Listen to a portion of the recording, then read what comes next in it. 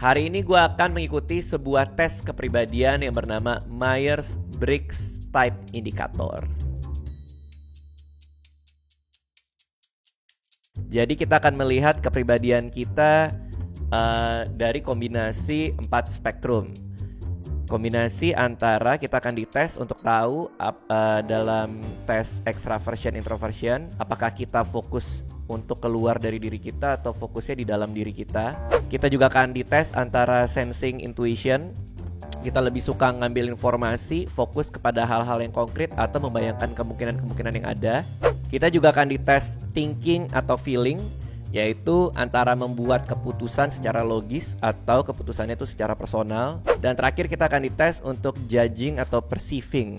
Kita lebih suka taat peraturan atau suka membuka opsi-opsi dalam hidup. Dan kombinasi-kombinasi tadi akan menciptakan ada 16 kepribadian. Nanti gue akan jelaskan ketika gue sudah selesai ngambil tesnya. Yuk, let's go. Mari kita mulai. Take the test. Kamu menyukai event-event sosial yang hidup ya, dengan banyak sekali orang. Tidak, gue tidak suka. Kamu lebih suka menghabiskan waktu mengeksplorasi ide-ide yang tidak realistis tapi menarik. Oh iya, gue suka ngelamun, gue suka membayangkan opsi-opsi yang ada. Untuk bikin sebuah show aja gue mikirnya lama banget. Gimana kalau ini, gimana kalau itu, kombinasi-kombinasi di kepala gue sampai akhirnya gue bikin sebuah show yang gue seneng atau sebuah script stand up comedy yang gue suka. Travel plan lo biasanya terlihat idea yang kasar ya. Jadi ada banyak ide-ide, nanti kesini nanti kesitu, ngacak daripada sebuah jadwal yang detail. Iya betul. Jadi gue kalau travel gue bahkan gak tahu mau kemana, mau ngapain. Kadang-kadang pergi misalnya gue ke Bangkok, ya udah ke Bangkok, tapi begitu nyampe kita di sini mau ngapain ya gitu ya. Ya udah go with the flow aja gitu loh. Lo kadang mikir apa yang seharusnya lo katakan di sebuah percakapan setelah percakapan itu sudah lama berakhir. Iya betul. Kadang gue ngobrol sama orang, selesai ngobrol sampai rumah, kayak gue mending ngomong ini deh tadi gitu. Ya sih bener juga. Jika temen lo itu sedih akan sesuatu, insting pertama lo adalah untuk mendukung dia secara emosional, bukan untuk menyelesaikan masalah mereka. Enggak sih, kalau temen gue itu sedih, gue biasanya tanya dulu masalahnya apa, gue coba selesaikan daripada gue support secara emosional. Karena kalau disupport secara emosional, problemnya juga nggak hilang ya nggak sih? Orang jarang bisa membuat lo kesel. Iya sih, gue jarang kesel sama orang sih. Tapi kadang gue juga kesel sih. Tengah-tengah kali ya. Ini agak susah nih. Gue jarang kesel sama orang nih, sedikit lah sini ya.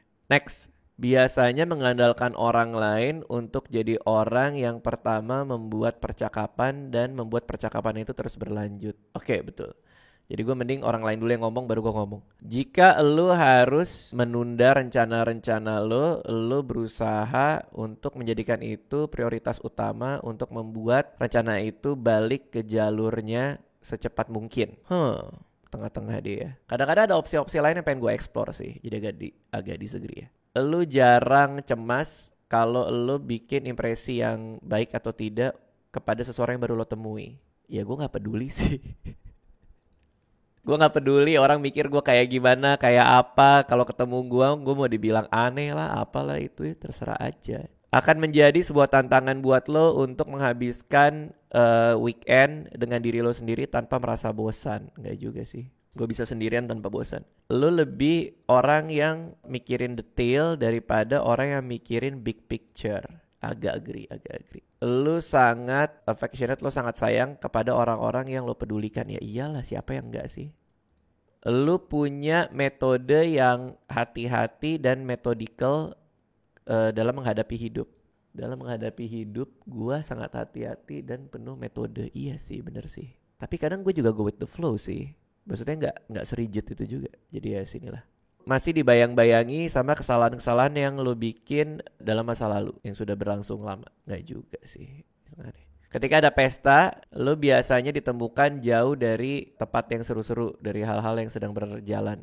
Oh iya. Lo kadang susah relate sama orang-orang yang membiarkan emosi mereka menuntun mereka. Iya betul.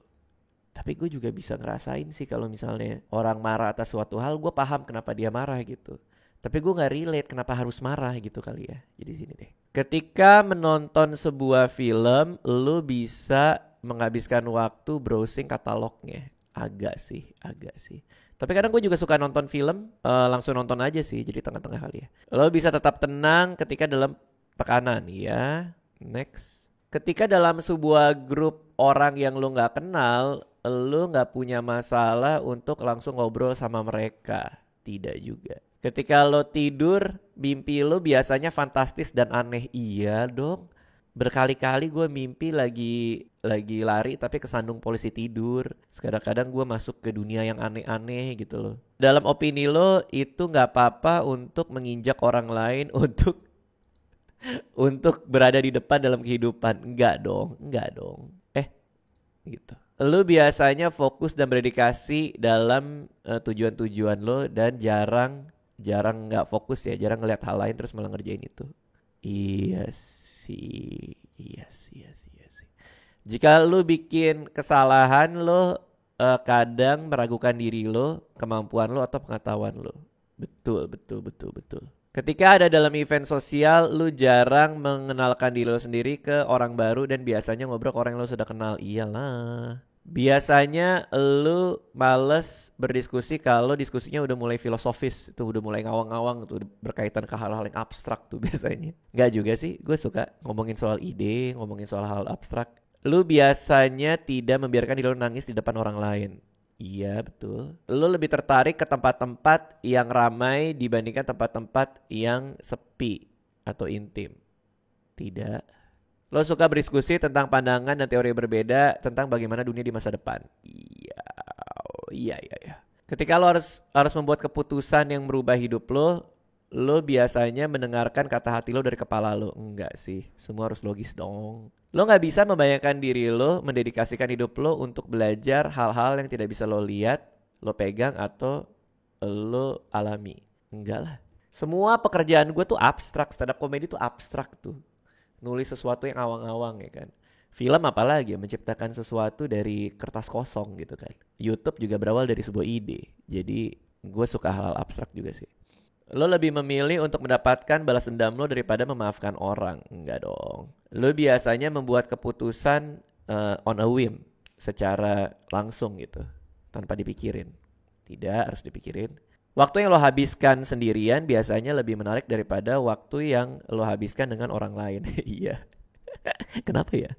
Lo biasanya berusaha keras untuk menginterpretasikan arti atau pesan dalam sebuah lagu atau film. Oh kayak misalnya ini endingnya tuh artinya ini, ketika scene ini tuh gelasnya dipegang berarti artinya itu. Iya sih. Lo biasanya tahu apa yang lo pengen. Iya. Lu jarang melihat ke keputusan yang lu bikin dan berpikir apa yang bisa lu ubah ketika lu bikin keputusan itu. Enggak juga sih ya. Kadang-kadang sih. Di area publik lu biasanya ada di tempat yang lebih sepi atau jarang orang. Iya.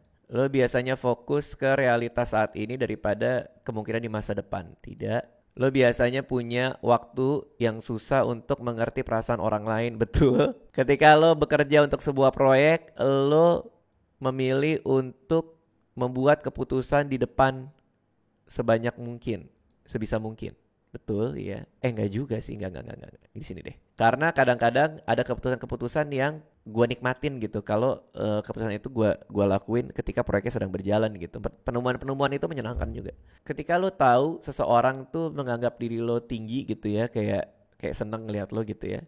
Lo juga penasaran sampai berapa lama lagi sampai mereka kecewa sama lo. Enggak juga sih. Kok gitu? Lo merasa nyaman untuk datang ke orang yang lo merasa menarik orang tersebut, lalu ngobrol sama dia. Kalau orangnya menarik, gue tiba-tiba datang gue ngobrol, agak iya. Lo biasanya melamun tentang beberapa ide dan skenario dalam kepala lo. Iyalah, gue senang melamun. Setiap hari, setiap saat melamun mulu. Lo memikirkan diri lo dulu, lalu orang lain belakangan. Semenjak gue punya anak kayaknya enggak. Tapi kalau konteksnya orang-orang lain juga kayaknya agak disegeri di sini ya. Bahkan ketika lo sudah merencanakan rutinitas sehari-hari lo biasanya malah berakhir melakukan apapun yang lo suka pada saat itu. Enggak sih.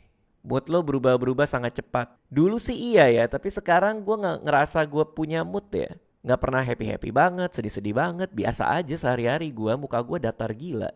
Perasaan gue juga datar ya. Jadi gimana ya? Enggak sih. Lo biasanya berkontemplasi atau memikirkan secara dalam tentang tujuan hidup manusia atau arti kehidupan. Sangat-sangat filosofis ya. Agak agree. Lo biasanya ngomongin soal perasaan lo dan emosi lo. Tidak sih. Oke, lanjut dikit lagi. Lo biasanya punya perencanaan pendidikan atau karir yang mengarah pada bertahun-tahun ke depan. Iya. Lo jarang menghabiskan waktu memikirkan penyesalan-penyesalan lo.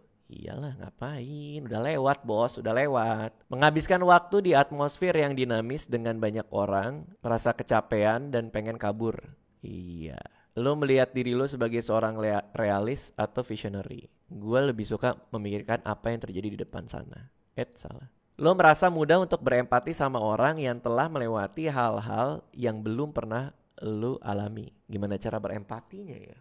Kalau gue belum pernah ngalamin ya. Tapi gue bisa mikirin sih. Gue bisa memposisikan diri dalam posisi orang tersebut. Enggak juga sih di situ ya. Gaya kerja personal lo itu lebih ke hal-hal yang spontan daripada terukur dan rapi secara konsisten. Agak disegeri. Emosi lo mengontrol diri lo lebih dari lo mengontrol mereka. Tidak dong. Setelah minggu yang panjang dan melelahkan, yang lo butuhkan adalah sebuah pesta yang menyenangkan. Yang gue butuhkan hanyalah tidur. Kalau sudah melelahkan, kenapa tidak tidur? Kenapa harus pesta? Lo lebih sering menemukan diri lo melamun bagaimana kemajuan dalam teknologi bisa mengubah kehidupan sehari-hari. Iya, oke. Lo selalu memikirkan bagaimana kelakuan-kelakuan lo bisa mempengaruhi orang lain sebelum lo melakukan hal tersebut. Iya sih. Lo masih menghargai komitmen yang lo bikin bahkan ketika lo ada perubahan dalam hati lo. Iya, komitmen itu adalah hal yang mutlak ya. Kalau kita sudah membuat sebuah komitmen pada orang lain, kita harus melakukan itu. Lo jarang merasa insecure. Iya, betul. Hasilnya. Oke, mari kita lihat hasilnya. Oke, personality type gua adalah seorang arsitek, yaitu INTJA. A-nya apa nggak tahu. Hasilnya adalah gue 94% introverted. Kepribadian ini menentukan bagaimana kita berinteraksi dengan lingkungan kita. Energi, trait yang ini menunjukkan bagaimana kita menyalurkan energi mental kita. Secara intuitif 87%, observan 13%. Jadi gue lebih suka menyalurkan energi mental gue ke hal-hal yang abstrak ya, yang intuitif ya. Nature, trait ini menentukan bagaimana kita membuat keputusan dan berhadapan dengan emosi. 54% thinking. Oke. Tactics ini merefleksikan bagaimana approach kita ke pekerjaan, berencana dan membuat keputusan. 68% judging. Oke, nanti kita lihat ininya deh, detailnya deh. Identity menunjukkan bagaimana percaya diri kita ke kemampuan kita dan keputusan-keputusan kita. Oke. Jadi gue INTJA, introvert, N-nya intuisi, T-nya thinking, J-nya judging, A-nya assertive. Start reading. Apakah personality INTJA ini dia bilang salah satu dari personality yang langka dan personality kepribadian yang banyak dimiliki orang-orang yang capable, orang-orang yang punya kapasitas. Widih, keren amat. Cuman 2% dari populasi. Wow. Dan lucunya perempuan dengan personality ini adalah sangat langka, cuman 0,8%. Gila juga ya gue ya, langka juga ya. Sangat susah untuk para arsitek ini, ya ini istilahnya arsitek ya kepribadiannya, untuk menemukan orang yang bisa berhadapan dengan gaya mereka yang selalu menganalisa semua hal. Iya sih. Orang dengan kepribadian ini adalah imajinatif tapi bisa mengambil keputusan. Ambisius tapi suka privasi mereka. Penasaran tentang semua hal tapi selalu fokus. Anjir, keren juga ya gue ya. Gue gak nyangka gue sekeren ini ya. Dengan rasa haus yang tinggi untuk pengetahuan, Anak-anak di sekolah mereka biasanya menganggap orang seperti ini sebagai kutu buku. Iya, gue sering sih kayak dibilang kutu buku. Arsitek senang membagikan pengetahuan yang mereka punya, percaya diri terhadap subjek-subjek yang mereka kuasai, pengetahuan yang mereka kuasai. Serius, dan mereka lebih senang melakukan rencana-rencana yang sudah mereka buat daripada distraction kayak gosip. Di sisi positif, kepribadian ini percaya bahwa nggak ada yang nggak mungkin asalkan kita ada usaha, kita punya pengetahuannya, dan kita memikirkan hal tersebut secara mendalam. Betul sekali dong, emang nggak ada yang nggak mungkin dong, pasti bisa. Tapi di sisi yang negatif, orang-orang seperti ini biasanya terlalu malas, terlalu tidak imajinatif, atau terlalu egois untuk mencapai tujuan-tujuan yang susah. Iya, masuk akal sih. Orang-orang seperti ini, arsitek ini biasanya independen, bebas dari ekspektasi orang-orang lain. Ini membuat mereka bisa mengejar ide-ide mereka yang menarik dan fresh. Betul sekali. Gue tuh seneng gitu ya, bereksperimen dengan hal-hal baru gitu. Tanpa harus tahu ini nanti ya nonton siapa, ya nikmatin siapa. Yang penting gue punya sesuatu baru yang bisa gue ciptakan gitu. Dan terus terang, hampir semua poin dalam karir gue, hampir semua breakthrough dalam karir gue itu diciptakan dari keberanian gue untuk menciptakan hal baru.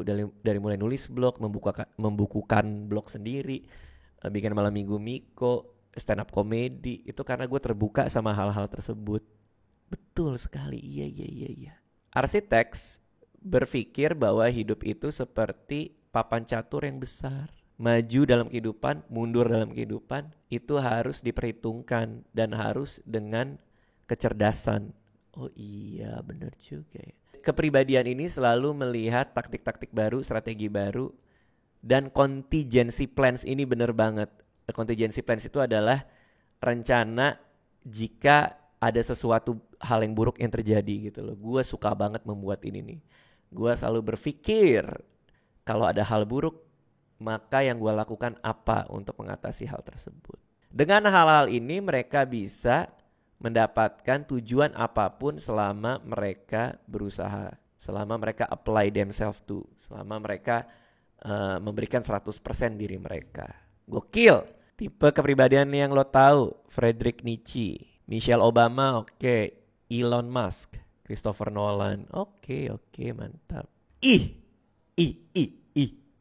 Jadi itu ya kepribadian gue ya. Gimana kalau kalian juga ambil tesnya, karena ini gratis, dan tinggalkan di komen hasilnya apa. Gue juga pengen lihat. Dan benar atau tidak itu mewakili Anda. Oke, silakan tinggalin di komen. Makasih semua yang udah nonton, dadah.